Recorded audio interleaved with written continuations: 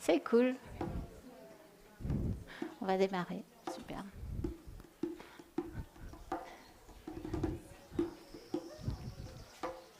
Tu veux dire quelque chose? J'y vais? Eh bien, bonjour à toutes et à tous. On est hyper heureux de vous voir sur ce Les Artichauts. Et Alfred Varas et moi-même allons donc vous donner un moment sur le climat et le vivant. Bon, on a plein de choses à vous dire en fait, mais je crois qu'on a 6 heures. C'est bon? Ah non? Ah mince! Ah, on n'a pas 6 heures. Donc on avait essayé de faire court. Mais dans le temps où on va vous donner des choses, on va vous donner des choses à peu près en 2 parties. Une partie où peut-être que vous prendrez des choses en plein, un peu en émotion. Et donc on va vous demander surtout de ne pas partir avant la 2e partie. Parce qu'elle est très importante pour vous aider à remonter de ce que peut-être on va partager ensemble.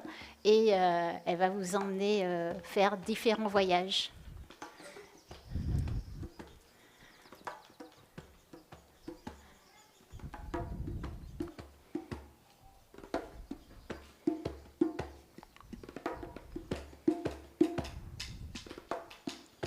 Je vous demande simplement de répéter une note après moi. Une note. Après 2 notes. Et après 3 notes. Et gardez les 3 notes comme ça.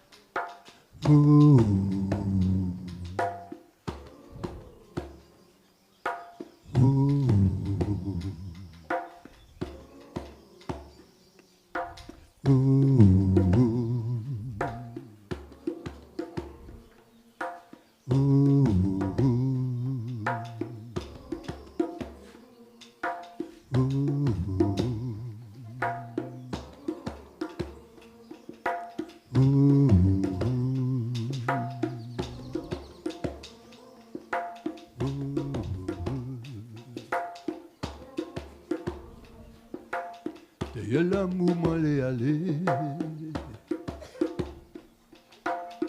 Pour l'amour peut s'envelopper. C'est pour chez moi déshabillé. De tous ensemble nous qui monter. Oh. Oh.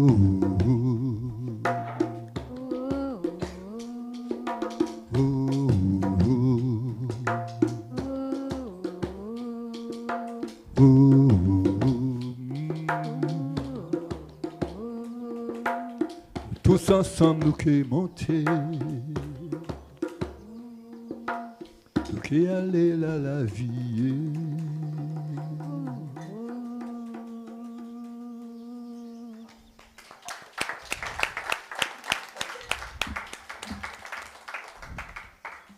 Alors là on a un lead, des chœurs, voilà, et la musique se fait. 2. Souvent dans nos chansons, nous avons donc un couplet et un refrain. 2.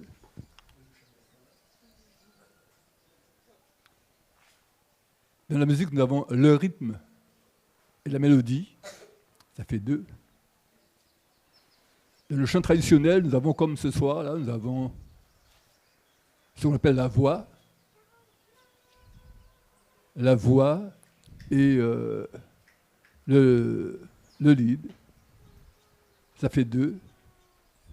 En fait, ça fonctionne souvent comme ça, par 2. Par 2. Et toi et moi, ça fait 2.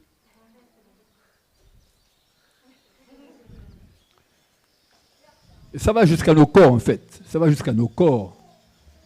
Parce que si vous observez votre corps, vous verrez que votre corps aussi, Paul droit, Paul gauche, unis. En réalité, notre corps, c'est un couple. Notre corps est un couple. Ça fait deux. Et donc la musique, elle est là pour vivre en nous, pour nous faire vivre, pour nous élever, pour nous faire grandir, d'apporter de la joie, pour nous exprimer. Mais surtout, la musique, c'est pour nous rassembler, pour nous unir. Et donc, cet après-midi, nous allons faire un partage autour du sens même de la vie. Et personnellement, je pense que tout est musique. Et si on pouvait s'élever de la terre, on entendrait certainement le chant de notre planète, parce qu'il existe. Voilà. On partage avec Martine. Si. En fait, à un moment donné, notre Terre, elle a 4,5 milliards d'années. Et elle a mis des millions et des millions et des millions d'années à être en harmonie, à former tout ce qu'on peut voir autour de nous. Par exemple, ces magnifiques végétaux vivent grâce à la photosynthèse qui est là depuis plus de 3 milliards d'années, qui est un magnifique processus. Je ne pense pas qu'on ait réussi à en inventer quelque chose d'aussi beau, d'aussi bien fait, d'aussi parfait, et qui pourtant fonctionne de manière si imparfaite quand on regarde scientifiquement comment exactement ça fonctionne.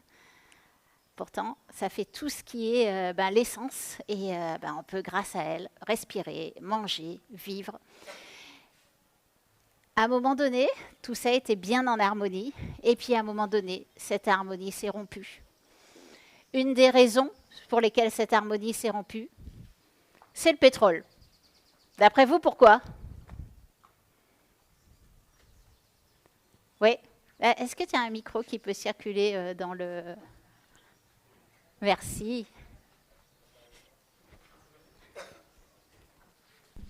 Tiens, Clémence.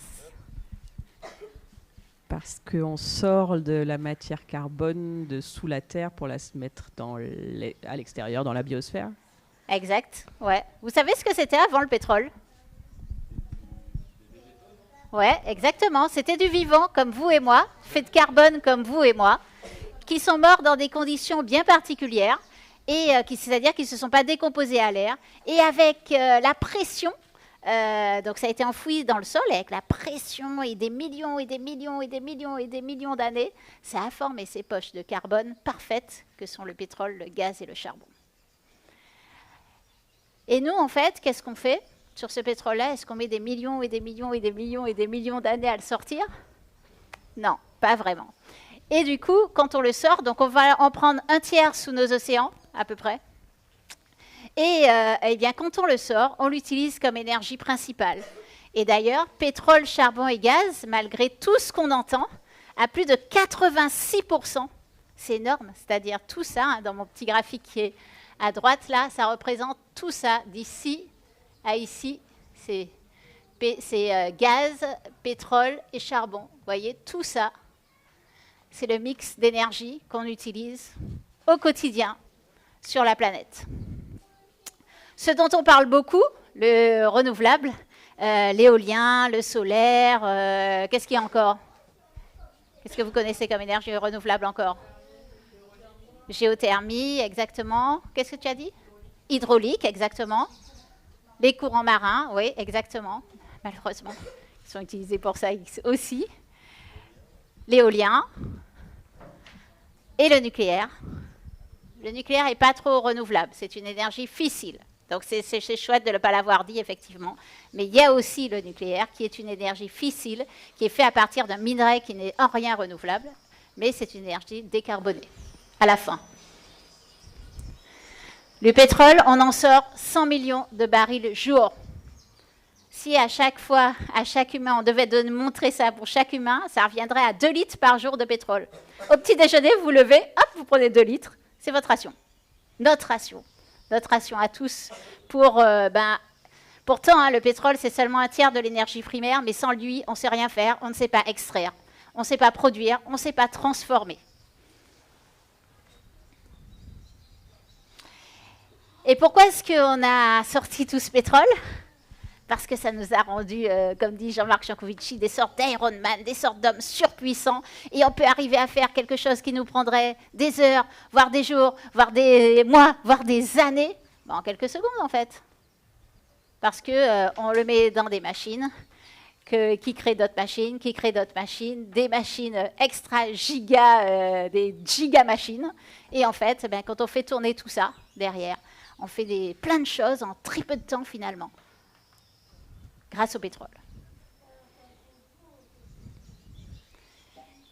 Et pourquoi quelle relation avec le climat du coup?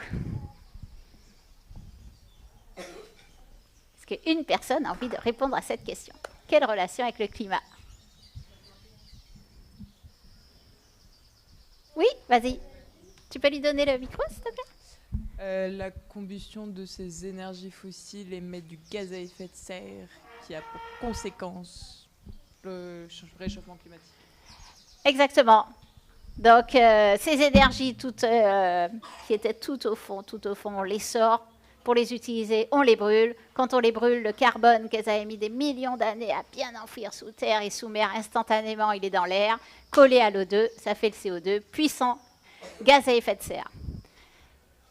Les gaz à effet de serre, en fait, ça fait ça c'est d'abord ce qui a permis la vie. Hein. D'accord? Les gaz à effet de serre, c'est d'abord quelque chose de parfaitement naturel. La vapeur d'eau, c'est parfaitement naturel. C'est ce qu'il y a le plus dans notre atmosphère. D'accord? C'est ce qui a permis l'émergence de la vie et ce qui nous permet de vivre et de connaître notre planète comme on la connaît là. Ok? Avant tout, c'est ça. Et si on devait donner une image, eh bien, ce serait comme une sorte de couche. Et puis, plus on met des gaz à effet de serre, eh bien, plus ça chauffe en dessous. Et si on devait donner une autre image, imaginons que tu sois le soleil, tu rayonnes, et je vois la Terre, donc tu rayonnes. Quand tu envoies ces rayons, eh bien moi je les reçois. Je renvoie une partie avec toutes les surfaces blanches que j'ai, donc toutes les glaces, toutes ces surfaces-là, hop, ça tape dessus et ça repart tranquillement dans l'univers. Et le reste, je l'absorbe. Or, ce qui m'a envoyé le soleil, c'est de l'énergie. Il m'a envoyé cette énergie, moi Terre, je l'ai reçue, puis je la renvoie. Et imaginons bien que toi, tu sois un gaz à effet de serre.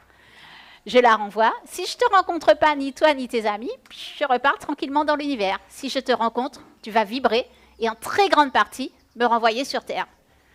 Et derrière, qu'est-ce que ça fait? Ça fait de l'énergie qui est renvoyée sur Terre. Et cette énergie, une fois qu'elle est renvoyée sur Terre, il faut qu'elle agisse. En très très grande majorité, elle va, vous savez où? Dans l'océan, exactement. Dans les océans, 91% de cette énergie qui reste piégée sur Terre va dans nos océans. 3% va taper sur les glaces et faire fondre la glace. 5% va assécher nos sols. Ça, c'est un problème. C'est un problème pour nos arbres. Puis c'est un problème aussi pour tout ce qu'on a posé au sol, nous, toutes les infrastructures, les maisons, etc. Tout ça, quand le sol s'assèche, il se rétrécit, du coup, ça commence à fissurer. C'est pas top pour tout ce qu'on a posé au sol. Et il reste un petit pourcent. Ce petit pourcent-là, c'est ce qui fait le réchauffement en fait, de l'atmosphère. En fait. Notre propre ressenti du dérèglement climatique, c'est à peine 1% de cette énergie qui reste piégée sur Terre. Et derrière, eh bien, ça enclenche deux grands phénomènes. Donc, il y a deux grands phénomènes en fait, qui sont le coup est parti. Pour des siècles, voire peut-être des milliers d'années.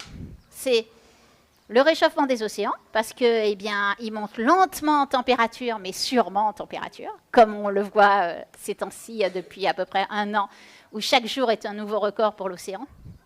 Et la fonte des glaces, ça veut dire que ça fond, ça se régénère, mais un peu moins, un peu moins, un peu moins, un peu moins. Voilà. Et donc, tout ça, ça se retrouve dans l'eau. Et quand l'eau est plus chaude, en plus, elle se dilate, elle prend plus de place. C'est mécanique. Donc, ça fait la montée des eaux, chose qu'on peut bien voir chez nous. Et derrière, le truc majeur qui est au cœur de nos vacances. Ah ouais, parce que si ça arrive alors qu'on a pris un billet d'avion ou un billet d'endroit pour se dire « Ah ouais, c'est chouette, cette semaine-là, c'est bon, j'ai tout arrêté, j'ai pris mes congés, il faut qu'il fasse beau. » Peut-être pas, parce que maintenant, c'est plus aussi prévisible que ce qu'on avait avant. Et du coup, en fait, le cycle de l'eau est vachement perturbé. Pourquoi? Parce que nos océans sont plus chauds, l'atmosphère est plus chaude, Donc du coup, il y a plus d'évaporation au niveau des océans. Du coup, quand il pleut, eh bien, il va tendance à pleuvoir plus fort, plus dru, plus localisé. Et comme l'eau est en cycle, est-ce que vous vous êtes déjà dit qu'on boit du pipi de dinosaure? C'est vrai, hein, la prochaine fois que vous boirez de l'eau, vous y penserez. Hein. En fait, c'est la même eau hein, qui a circulé dans les dinosaures, qui est dans nos corps, qui circule dans la pluie, qui circule dans les usines en ce moment, et qui y a partout sur nos vêtements. C'est la même, en fait. Hein, et qui refera d'autres humains et d'autres êtres vivants, c'est également la même. Donc, on revient à l'eau. Donc, la mer se réchauffe, l'air se réchauffe, donc plus d'évaporation. Donc, du coup, quand il pleut de plus en plus fort. Et parallèlement à ça, eh ben, il y a des cycles de sécheresse plus intenses, plus longs. Et c'est ce qu'on voit partout, chez nous, mais aussi partout sur la planète. Je ne pense pas qu'il y ait un endroit qui échappe à ça. Et c'est pour ça qu'en rigolant, je vous dis nos vacances en sont affectées parce que, imaginons que l'an dernier, vous ayez choisi l'Italie au mauvais moment. Peut-être que cette nuit-là, vous avez pris l'équivalent de 6 mois de pluie en une nuit. Le Yémen a connu 1 an de pluie en un cyclone. C'est des quantités qui arrivent, qui sont phénoménales et qui sont sur une durée très très courte, où premièrement ça arrive très vite, ça surprend, et puis on a moins le temps de réagir. Et les scientifiques ont bien cherché, donc ils ont trouvé que tout ça, ça va augmenter la température, okay, et qu'il y a des sortes de points de bascule, c'est-à-dire des sortes de points au-delà desquels, en fait, une fois qu'on a dépassé une certaine température de la planète, eh bien, ces points de bascule-là, ils peuvent se déclencher. Alors, je fais juste un tout petit retour en arrière sur cette... Ah, je ne l'ai pas mise, tiens. Non, je ne l'ai pas mise. OK, je vais vous le dire, alors. On a déjà augmenté la température d'environ... À 2020, on avait augmenté la température de 1,2 degrés, de 1850 à 2020. Mais quand on zoome sur ça, on voit que de 1850 à 2000, donc en 150 ans, on a augmenté la température de 0,6 degrés. Puis de 2000 à 2020, donc en à peine 20 ans, on a à nouveau augmenté la température de 0,6 degrés.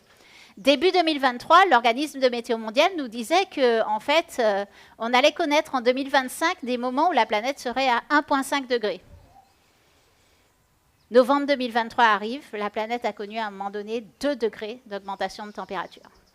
Donc en fait, ce ne sont pas encore des observations climat, mais ce sont des choses en fait qui vont vite et ce sont ce qu'on appelle des signaux faibles. Des signaux faibles comme quoi les choses sont en train de s'accélérer et les déséquilibres, on le voit partout sur la planète en fait, sont en train de s'accélérer. Parce qu'au-delà des événements extrêmes, le dérèglement climatique, c'est déjà un peu plus de déséquilibre tous les jours et un peu moins de lisibilité. Donc, un peu plus de difficulté à organiser tout ça. Pour la Martinique, vous savez ce que ça donne? Non? Est-ce que quelqu'un a une idée? Pour chez nous, des conséquences de tout ça? On monte en température, c'est des choses que vous avez déjà vues, je pense. Non? Est-ce qu'il y a des choses que vous avez déjà vues pour la Martinique? Exactement, la montée des eaux et les plages disparaissent. Oui.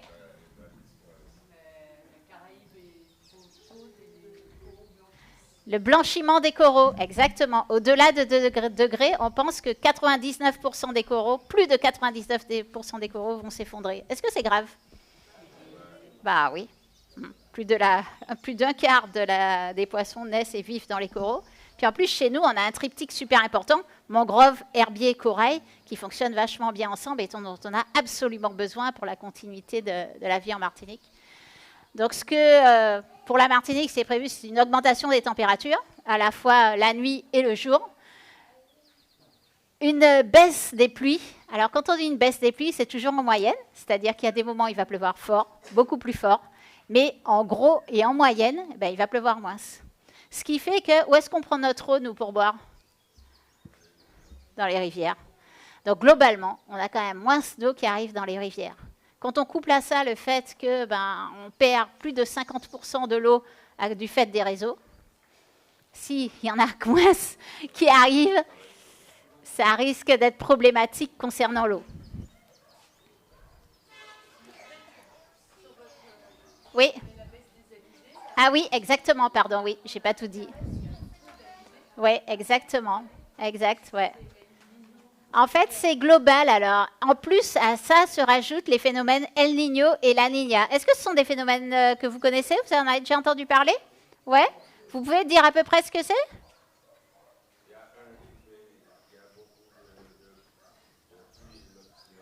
Exactement. La Niña nous ramène vachement plus de pluie et El Niño nous ramène plus de sécheresse et des températures globalement sur la planète beaucoup plus hautes. Donc là, effectivement, on arrive sur une fin de phase El Niño.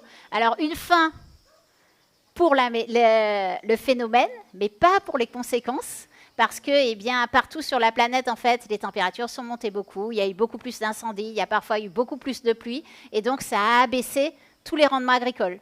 Donc tout ce qu'on achète va coûter beaucoup plus cher. Hein. Il y a le temps d'amortissement des stocks, ok, et à un moment donné, il y aura par contre un temps où, eh ben, peut-être qu'on ne trouvera pas beaucoup d'huile d'olive. Peut-être qu'on ne trouvera pas tout ce qui est... En Espagne, pour vous donner une idée, ils sont quand même rentrés en état d'urgence du fait de l'eau. Hein, donc, il n'y a pas eu énormément d'eau qui a pu aller sur le territoire. Et donc, ils ont fait appel à des camions, citernes et des bateaux citernes d'eau. Hein. En Espagne.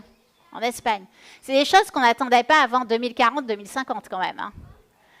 Donc, pour nous, en fait, ce qui est noté, c'est un abaissement de la qualité de l'air, problématiques de santé professionnelle mentale, des infections liées à l'eau et à l'alimentation, maladies infectieuses, l'hyperthermie, on va en reparler tout à l'heure, la submersion, on en a parlé, les intrusions salines, c'est-à-dire que l'eau, en fait, lors des cyclones, il y a une baisse de pression, donc l'eau de mer est prise et hop, elle rentre plus profondément dans les terres. Du coup, ça met de l'eau salée plus profondément dans les terres et ça peut saliniser soit des espaces de culture, et à ce moment-là, ils sont fichus, soit des espaces, par exemple, d'eau de source, et à ce moment-là, ils sont fichus. OK, donc ressources en eau, on en a parlé, sécheresse, incendie, et puis bien sûr, tout ça affecte tout le vivant et tous nos écosystèmes naturels. Et bien sûr, tout ce qu'on a construit, tout le système économique et agriculture qu'on a construit autour, eh bien, se fragilise. Tu mets une petite... Oui. Oui, il y a de plus en plus de brume de sable. Alors, oui et non. C'est d'abord lié à l'activité humaine. Hein. C'est d'abord ça. C'est-à-dire que... Alors, la brume de sable, c'est un phénomène parfaitement naturel. C'est le sable qui passe du Sahara et qui, avec les vents, arrive sur notre ligne. Il se trouve qu'avec la désertification en Afrique, avec l'intensification de l'élevage, eh bien, cette désertification, justement, s'avance. D'accord ? Et ce sable vole encore plus. Le problème de la brume de sable, c'est qu'on l'appelle trop gentiment la brume de sable. On ne devrait pas l'appeler comme ça. C'est une pollution. Autour, c'est agrégé toutes sortes de métaux lourds, des matières fécales, des pesticides. Tout est autour de ça. Parce que ça prend un grain de sable et autour la gouttelette d'eau qui en fait agrège plein de choses. Et voilà. Et donc, ça s'accélère et en fait, les courants atmosphériques facilite encore plus cette montée de sable et le fait que ça s'assèche encore plus. Donc c'est pour ça que ça vient s'aggraver avec le dérèglement climatique. Oui.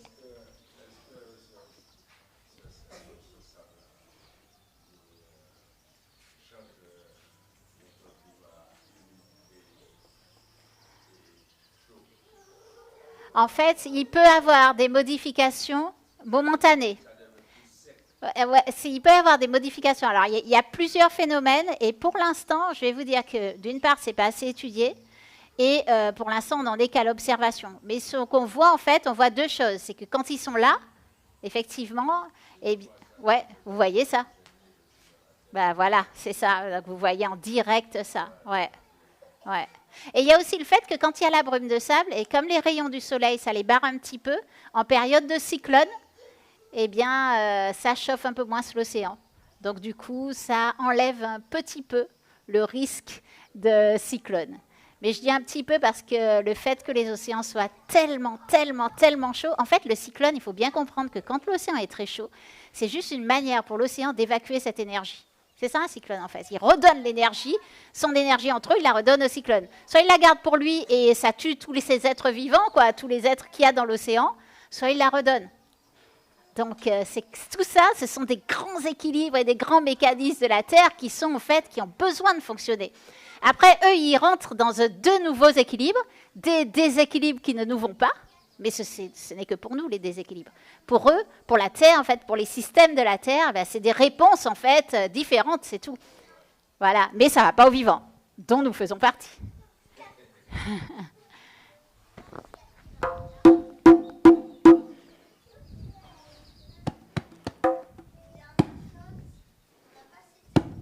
Attends, tu vas dire après.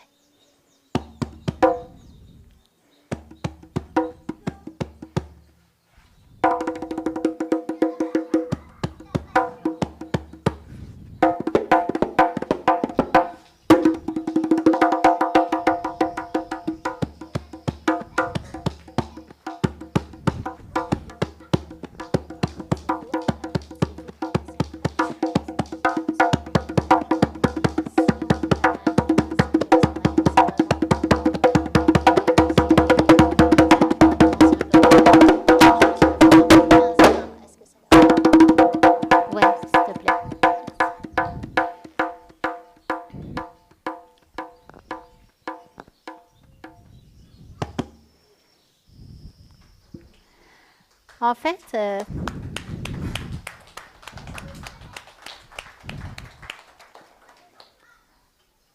concernant la température, on va donc devoir s'adapter forcément. Et ce que notre ministre nous dit, c'est que nous devrons nous adapter à une température, donc pour le monde, de 4 degrés. Pour la France, pour le monde, ça fait 3 degrés. Pour la France et nous-mêmes, ça fait environ 4 degrés.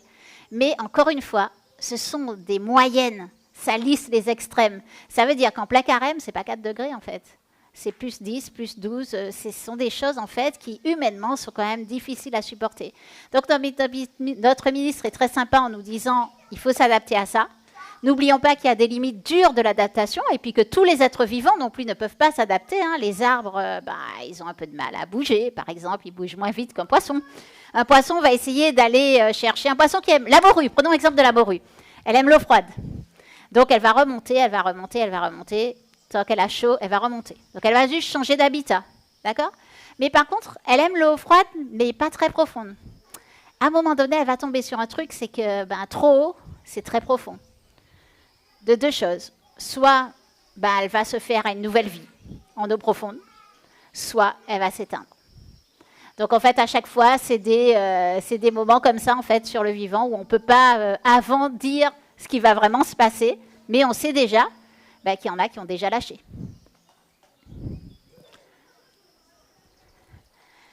Alors ça, c'est un truc... est-ce que vous connaissez la chaleur humide? Ouais? Ok. Oui, quand même, on vit dedans. Hein? Ok. On vit dedans, on vit tellement dedans que des fois, on pourrait se dire, comme on vit dedans, c'est pas un problème pour nous. Mais en fait, pas vraiment. Parce que, alors, la chaleur humide, c'est quoi? C'est un couple chaleur-humidité. Et quand on a chaud, donc on a besoin de transpirer, on va émettre une goutte de transpiration et on va avoir besoin que le vent passe, la sèche, et puis notre corps va se rafraîchir.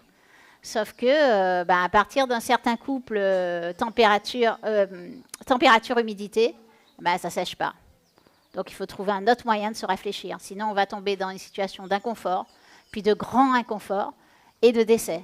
Il faut savoir que l'an dernier, 6 décès ont été attribués en Guadeloupe à la chaleur humide.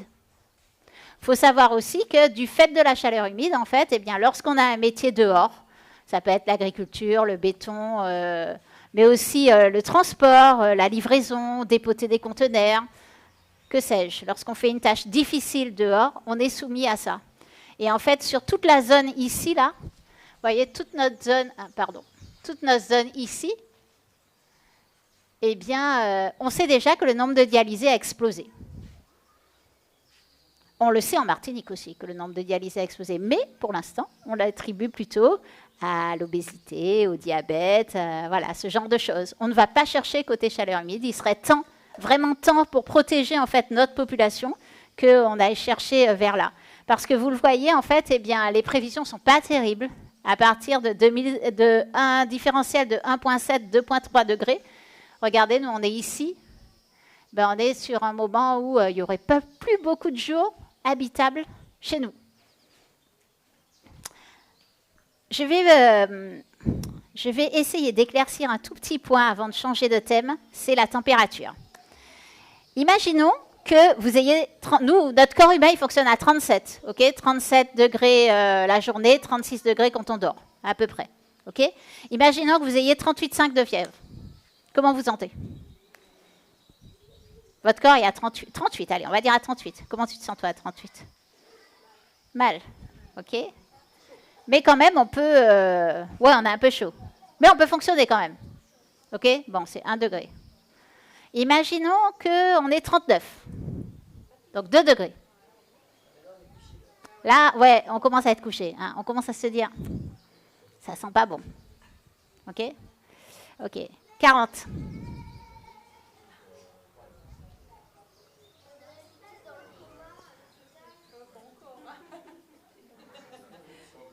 On peut faire des convulsions, exactement. À 40 degrés, ouais, il faut quand même qu'on aille rapidement rejoindre un hôpital, peut-être. Hein. Ouais, c'est pas très bon. 3 degrés, les fameux 3 degrés de notre ministre. À 41 degrés, ouais, on est à l'hôpital et on est entre la vie et la mort. Vous voyez que 1 degré, c'est pas la même chose de 37 à 38, puis de 38 à 39, puis de 39 à 40, puis de 40 à 41. Pour la Terre, c'est exactement la même chose. Plus 1 degré, bon, il n'y avait pas beaucoup de gens qui le ressentaient d'ailleurs. On en parlait un petit peu, mais bon, pas trop, quoi. 1,5 degré, ben, on voit quand même que là, quasi la totalité des pays de la planète, quand même, commence à sentir qu'il y a des choses de différentes. Donc, vous imaginez un peu si ça monte, et si ça monte à 3 degrés, comme nous dit le ministre, et ben voilà, la planète va aimer ça autant que notre corps aimerait être à une température de 39 degrés et y rester.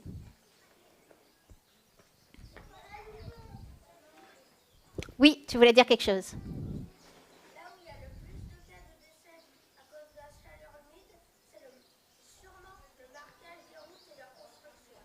Ah ouais, c'est vrai, tu as raison. Pourquoi? Parce qu'en fait, sur le goudron, c'est là qu'il fait le plus chaud et l'homme ne s'en rend pas compte. Exactement. Exactement. Parce qu'on est programmé pour aller au bout de notre tâche et qu'on se dit qu'on ne sera pas payé et que peut-être que la personne elle a une famille qu'elle veut faire vivre et elle va au bout de la tâche. Et c'est comme ça que notre corps humain est conditionné. Et ce qu'on devrait se poser comme question, alors on peut se poser comme question, est-ce qu'on arrête le travail? On peut se demander, est-ce qu'on s'adapte? C'est-à-dire, est-ce qu'on, pendant 3 heures, on leur fait arrêter le travail, boire un peu plus, faire un peu de choses à l'ombre? Et puis on peut aller beaucoup plus loin en se demandant, mais en fait, est-ce qu'on a besoin absolument que cette personne fasse ça à ce moment-là? Est-ce que notre société, est-ce que nous, humainement, on a besoin que ces métiers-là se passent pour vivre, pour être heureux? Ça, c'est le problème du climat. Vous en aviez déjà entendu parler? Oui. Bon. Par contre, ce n'est pas le seul, malheureusement. On a un problème de minerais. C'est quoi les minerais? Ouais, exact. Est-ce que on en a sur nous, là? Bah oui, hein. Tous, hein. Dans nos téléphones, exactement. Dans nos téléphones, on en a plein dans nos téléphones. On est allé chercher toutes sortes de minerais. Est-ce que si je vous demande d'imaginer une mine, vous pensez à quoi? Au charbon, ouais. Et quelle image vous vient? Ouais, un trou. On récupère tout, ouais, oui. Vas-y. Ce sera bien quoi que tu dises. Tu diras tout à l'heure.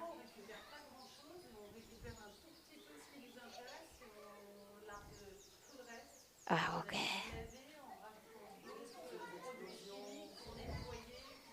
Exactement. Ouais. Exactement. Ouais. Ouais, exact, avec le nickel, tout à fait. Exactement. Donc en fait, on va prendre une énorme quantité de roches pour, des fois, retirer quelque chose qu'on ne voit même pas à l'œil nu. D'accord? On va les pulvériser. OK? On va le traiter. Pour le traiter, il faut énormément d'eau. lorsqu'on va le traiter avec de la chimie. Et en plus, tout ce qu'il y a à l'intérieur, on va récupérer de la chimie. Donc on va ressortir des sortes qu'on appelle gentiment des boues minières. C'est gentil, c'est sympa, hein, des petites boues.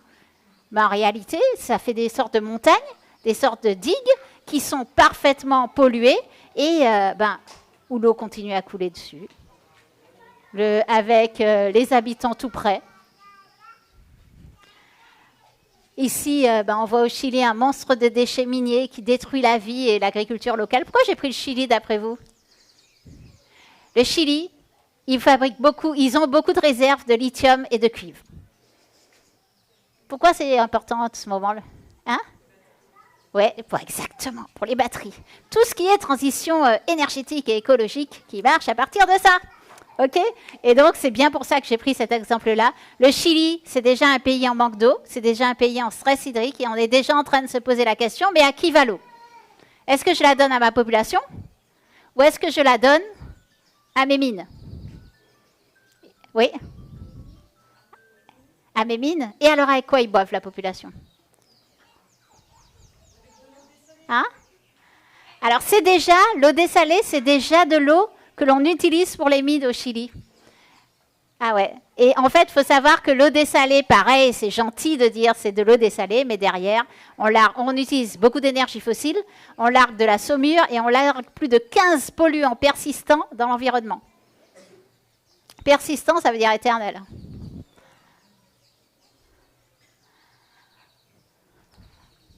Pourquoi je parle du sable? Est-ce que nous en avons sur nous, du sable? Oui, tout le monde, pareil, exactement. Pareil avec les téléphones, les verres, etc. Le sable, c'est la deuxième ressource la plus consommée au monde. La deuxième, il y a l'eau et il y a le sable. 40 millions de tonnes de sable extraites, 40 milliards de tonnes de sable extraites par an, c'est énorme. Et on va le prendre où, le sable? Hein? Sur les plages, exactement. Alors normalement, on n'a plus le droit. Mais on va le faire quand même, regardez. Malheureusement, tout ça, ça a créé une mafia du sable à travers les pays. Donc on va le prendre soit sur les plages, soit on va le prendre dans la mer. Donc on a des puissantes machines qui aspirent, et puis derrière, qui aspirent tout, hein, sans distinction pour le sable. Ou bien on fait comme chez nous, on va prendre ça dans le lit des rivières, donc dans les pierres, qui, au passage, du coup, ne vont plus alimenter nos plages, et qui font des déchets également très, très impactants. Comme je vous l'ai dit, l'eau est au cœur. On a parlé du Chili. Le Chili n'a pas beaucoup d'eau. Il y a plein de pays qui, à peu près 2 milliards de personnes vivent avec pas assez d'eau, en fait. Et donc, ouais, ça fait à peu près un tiers de la population. Et on sait que ce chiffre va s'aggraver. Et s'aggrave de plus en plus vite parce que, quand je vous ai dit qu'on a détruit le cycle de l'eau, en fait, qu'on a perturbé le cycle de l'eau, eh bien, ça fait que l'eau, elle est plus présente dans les océans, elle est plus présente dans l'atmosphère, et lorsqu'elle est présente sur Terre, eh bien, elle est plus polluée du fait de nos activités. Et en plus, l'eau qu'on peut utiliser, il faut bien se souvenir que ce n'est pas grand-chose, quoi. La quasi-totalité de l'eau, c'est nos océans, déjà. Il reste un tout petit peu pour l'eau douce. Et l'eau dont on peut se servir, c'est à peine 1% de l'eau qui est présente sur Terre. C'est rien. C'est rien. C'est la toute petite, minuscule gouttelette d'eau qui est ici. Ici, là. Vous voyez, vous la voyez à peine. C'est l'eau dont on peut se servir, qui est accessible à l'homme. Alors pourquoi est-ce qu'on va la polluer autant ?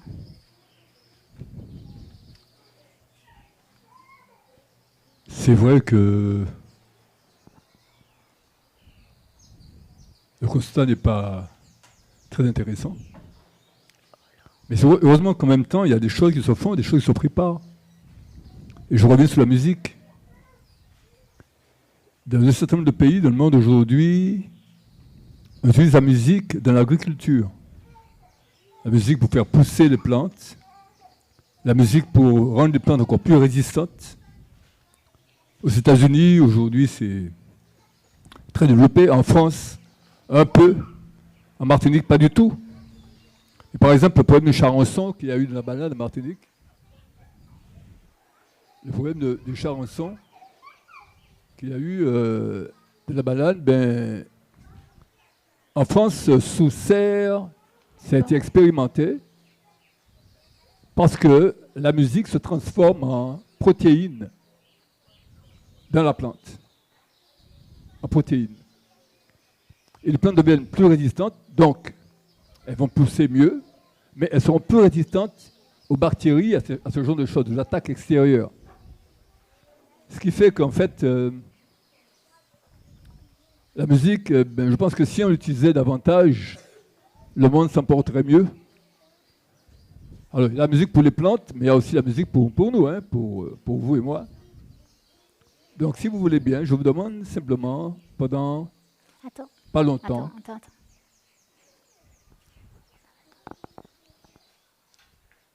Vas-y. Tu chantes l'eau? Est-ce que tu veux chanter la chanson de l'eau? Ah, non, mais ça va là, c'est bon. Tu veux qu'on change de micro? D'accord. Ok, tu veux qu'on change? Bien, je te donne le mien. Non, c'est bon? Tu veux qu'on change de micro? C'est bon? Donc, pendant quelques minutes, je vais vous chanter un chant que j'ai écrit sur l'eau. Et bon, il est en créole, je ne sais pas si tout le monde pourra comprendre, mais il est en créole. Développez-nous, à bout d'un moment nous, de nourrir-nous, des pigeons nous et joues. Je sais qu'on sent la terre, les panis c'est misère, sans de l'eau pas ni la vie, sans de l'eau nous tout en oui.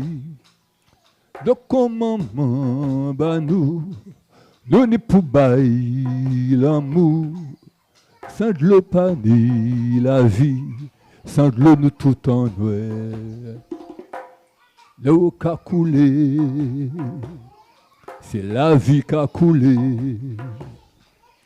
L'eau qu'a tombé du ciel, c'est la pluie qu'a osé.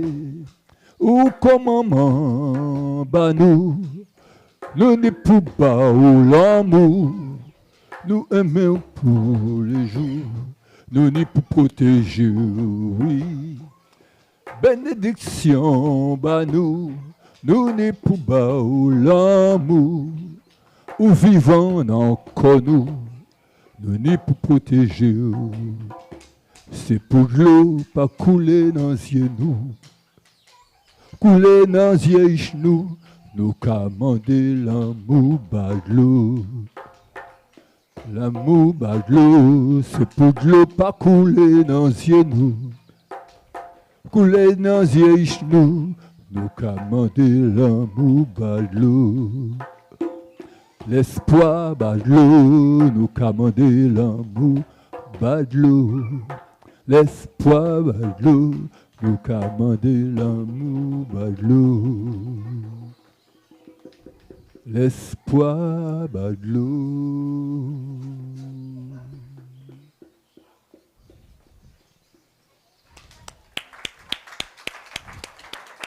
Et je veux dédier ce chant à ce petit garçon qui est là, qui est en train de grandir.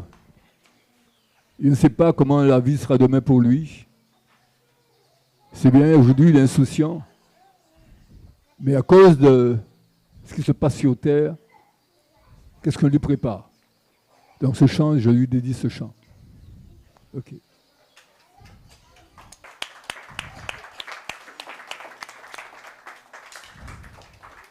Nous avons participé à l'extinction de la vie sur Terre. Nous sommes actuellement dans la 6e extinction de masse. En fait, c'est le vivant. 70% des mammifères se sont déjà éteints. Et on voit que il va de plus en plus rapidement. Lorsqu'on regarde comment est composée la vie sur Terre actuellement, il n'y a plus que 4% de mammifères. Il y a les humains. Et puis, en poids, hein, bien sûr. Et parce que sinon, les insectes et tout ça, heureusement, et les bactéries représentent énormément aussi. Il y a les vaches. 35% les vaches. 35%, c'est un truc énorme. Les buffles, que 5%. Vous voyez, le reste, c'est tout petit. Et les cochons, en fait, 12%. Ne serait-ce qu'à ça, 35% les vaches et les cochons. Vous vous rendez compte? C'est près de la moitié, en fait. C'est énorme. Est-ce qu'on a besoin de tout cela? En fait, si tout ça, en fait, c'est comme tu dis, hein, pour vivre, pour notre agriculture. Mais quel chemin elle a pris, l'agriculture? Elle n'a pris plus le chemin de celle qui écoutait, en fait, qui fonctionnait en biodynamie, qui fonctionnait, en fait, en association de plantes. Elle a pris une agriculture complètement agro-industrielle, où elle a complètement asséché les sols. Il faut 100 à 400 ans pour refaire un sol. Quelques secondes pour le détruire. Et si on divisait par 2 l'élevage, que par 2, ça permettrait de libérer des surfaces et de multiplier quasiment par 2 le nombre de calories disponibles pour manger.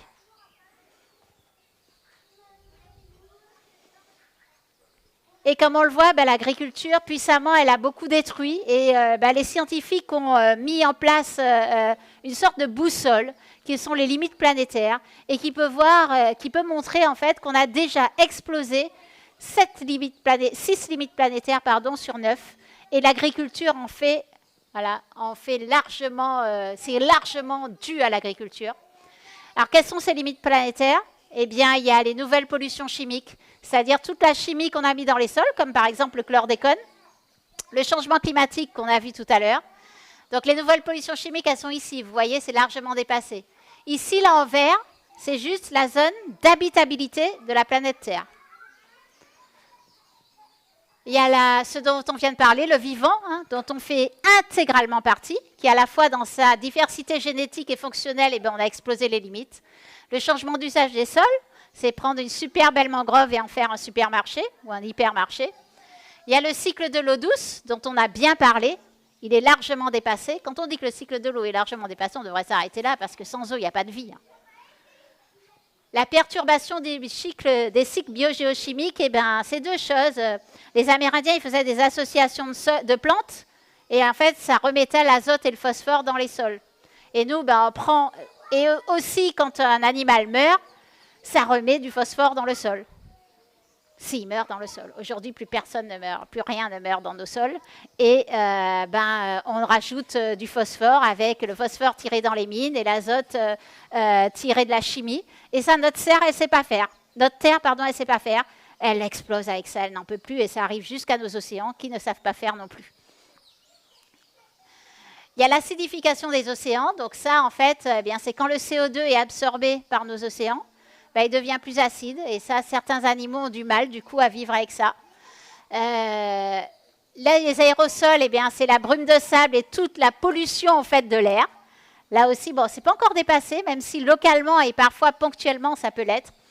Et puis, il y a le trou dans la couche d'ozone. Vous savez, j'ai entendu parler du trou dans la couche d'ozone. Qu'est-ce qui s'est passé avec le trou dans la couche d'ozone? Vous vous souvenez? Il y avait un trou, les États se sont entendus, ils ont arrêté d'utiliser le gaz qui faisait le trou, et au fur et à mesure, ça s'est un peu refermé.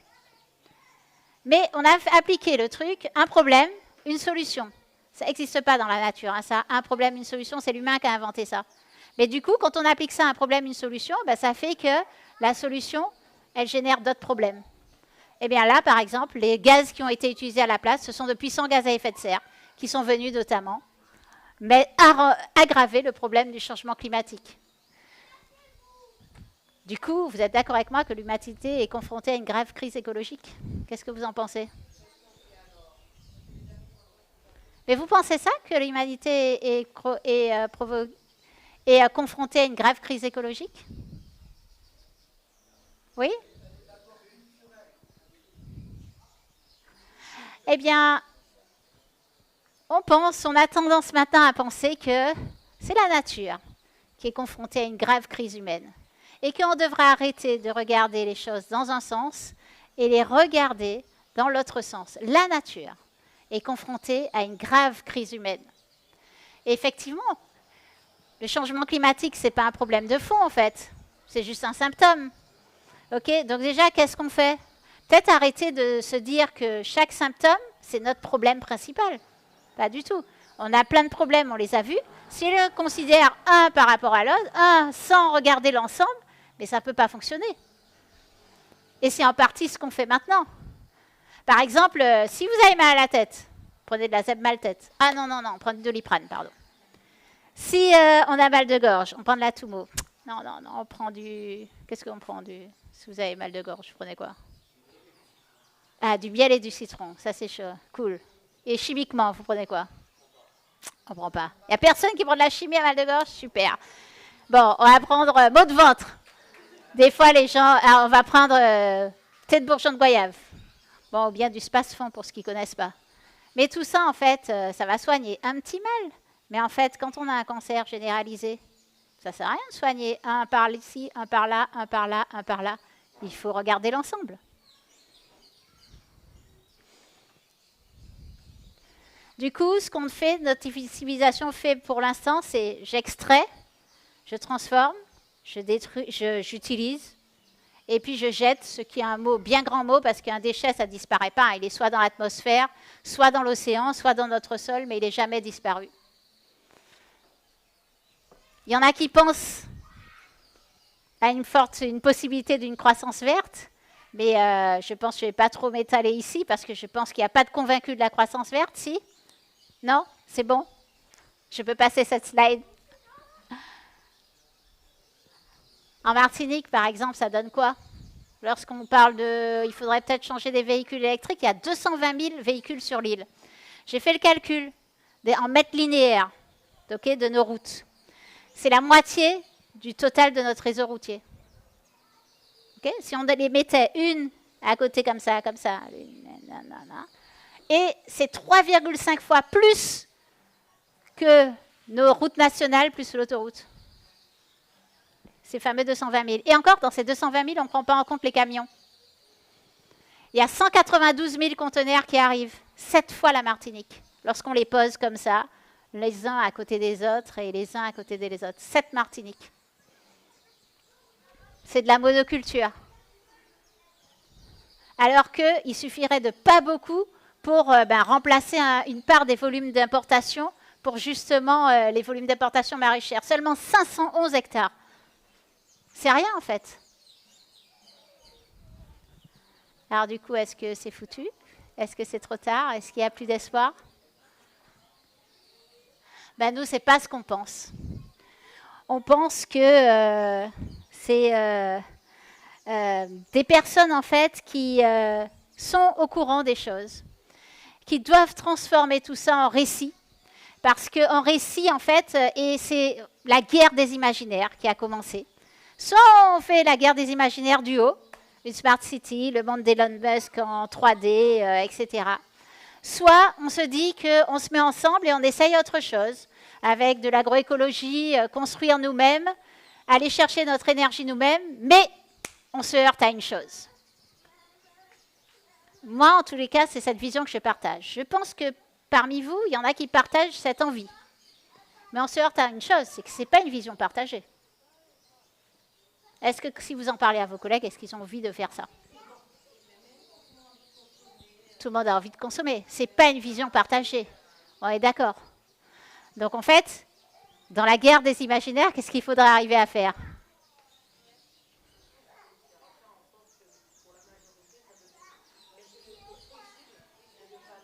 Exactement. Mais pour que ça devienne quelque chose de possible et de valable, il faut que soi-même, on se dise que c'est possible et c'est valable et qu'on peut être acteur déjà soi-même. On est d'accord. Et il faut qu'on arrive à embarquer. Il faut qu'on arrive à faire de nouveaux imaginaires et de nouveaux imaginaires qui peuvent être aussi inspirés du vivant, de sa robustesse, de son adaptabilité, de sa résilience, de son temps long. Qu'est-ce que tu en penses, Alfred? Est-ce que tu voudrais emmener tout le monde sur cette idée? Justement, on parle d'imaginaire. On va faire un voyage. Le micro ne fonctionne pas. OK. On va faire un voyage. Je vous invite à simplement à fermer les yeux pendant quelques minutes et le tambour va vous emmener quelque part. C'est-à-dire, mais c'est un voyage personnel. Chacun fait son propre voyage. Le tambour vous accompagne, ok? Ça ne dure pas longtemps. Fermez les yeux tranquillement et puis on fait le voyage ensemble.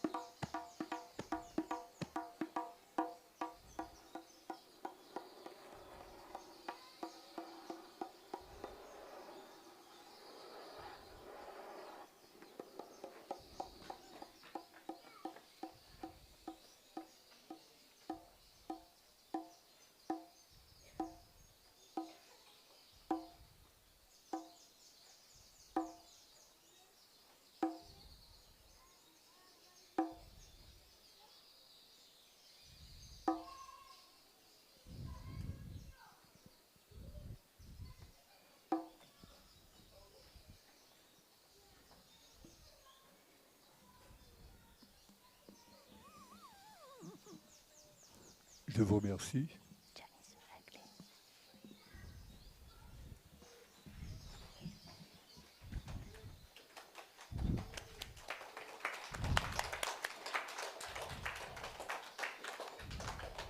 J'ai juste envie de savoir.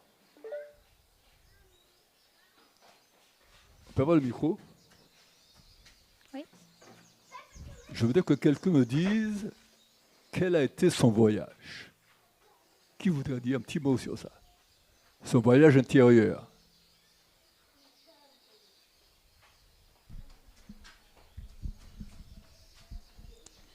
Alors moi j'ai commencé sur une route de Casamance. Les premières notes, ça m'a amené là tout de suite. Et puis après, je sais pas, je me suis élevée dans l'air assez rapidement. Et puis je me promenais dans l'air doucement, je roulais, j'avançais. Et puis après, tout doucement, je suis redescendue sur terre, comme dans une ferme au milieu d'une forêt. Et puis il y avait des animaux posés là. Et puis après, pas à pas, je me suis orientée vers une forêt. Et ça s'est terminé où j'étais juste à l'entrée de cette forêt, juste à la clairière. Voilà, c'était ça. Merci beaucoup. Okay.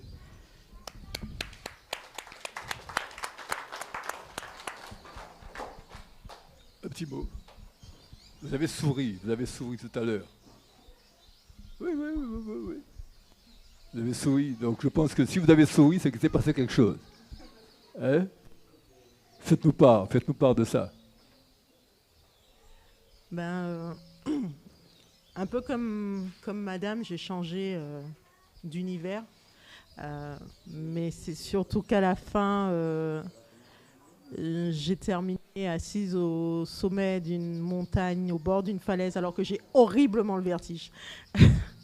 Après une randonnée que je pense qui avait duré des heures et des heures, à regarder le coucher du soleil. Et que je me sentais apaisée. Ok. Ok.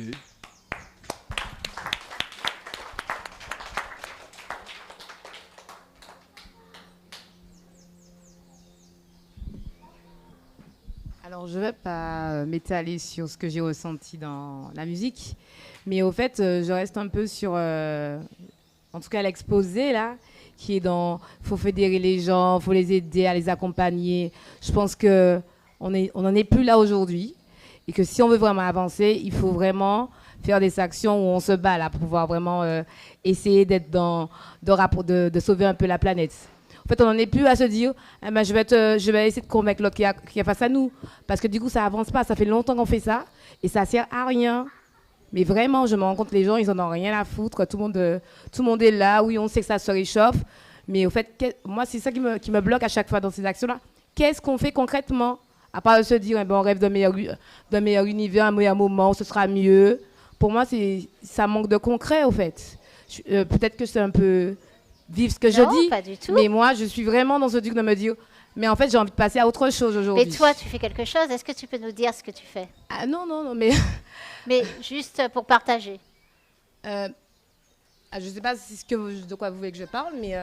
Est-ce que vous faites quelque chose? Est-ce que vous... Au mais quotidien, ce que je veux dire, c'est que ouais. le combat n'est pas juste en se disant, on reste à nos postes, on est dans nos petits bureaux, tout ça. Il faut aller beaucoup plus loin que ça, quoi. Je pense que chacun de nous, on doit retourner à la terre, vraiment, être dans du concret et pas se dire « Ah ben la terre se réchauffe, quoi ». Alors moi, en tout cas pour mon échange, moi je suis infirmière aujourd'hui et ça fait quelque temps que je souhaite devenir agricultrice. Mais le problème, c'est qu'on n'a pas accès aux terres. On n'a pas accès aux terres pour pouvoir revenir à la terre. Et il faut que la population se rende compte des difficultés qu'ont les gens qui ont envie d'évoluer en agroforesterie, de pouvoir agroécologie, agroforesterie, de pouvoir évoluer tout le temps, qu'on ne va pas soutenir ces gens-là qui ont envie de s'installer, de pouvoir cultiver autrement et que de pouvoir les soutenir et les accompagner, on ne va pas évoluer. Il faut vraiment s'investir dans des combats écologiques, pas juste se dire je vais trier, il faut aller plus loin que ça, quoi. C'est tout ce que je suis désolée. Super, bravo, je suis bravo déjà. Merci, merci pour ce super partage. Et effectivement, il faut qu'on arrête de se dire c'est pas moi, c'est l'autre. Il faut qu'on arrête de se dire on a compris, mais de toute façon on peut rien faire parce que finalement c'est le gouvernement qui doit faire. Et en fait, effectivement, tout ce quotidien, on doit faire quelque chose et on doit faire quelque chose de plus en plus ensemble.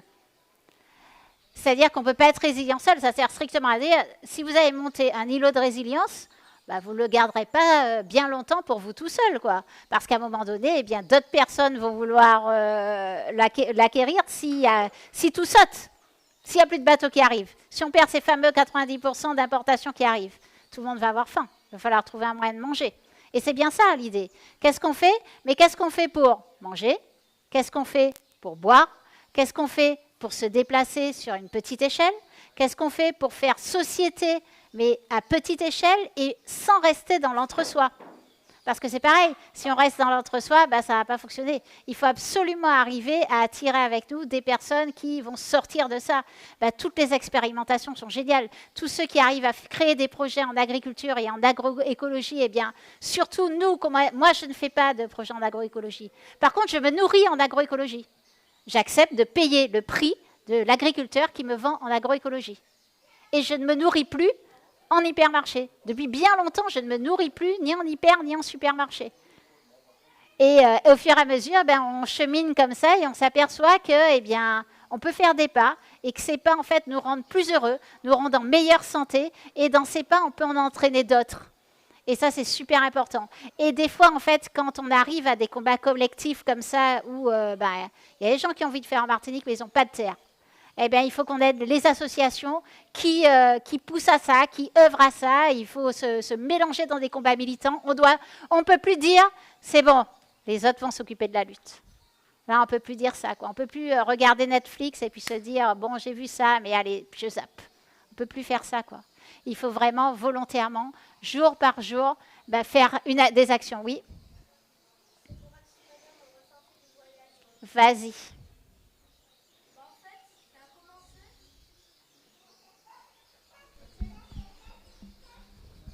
À l'estuaire d'un fleuve en Guyane. Chaque note de musique, pour moi, c'est un coup de pagaie. J'ai avancé dans ma pirogue tranquillement.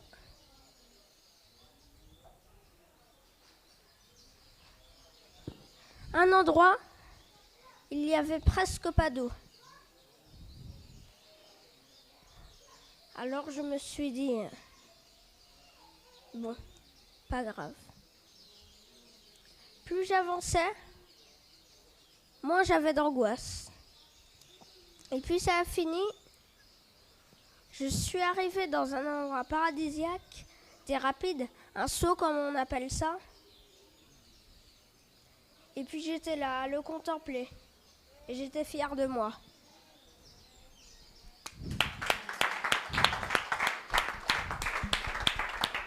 On resterait des heures encore, mais il faut qu'on rende le moment. On vous propose un dernier voyage sur la Terre et en vous l'emmenant au tambour.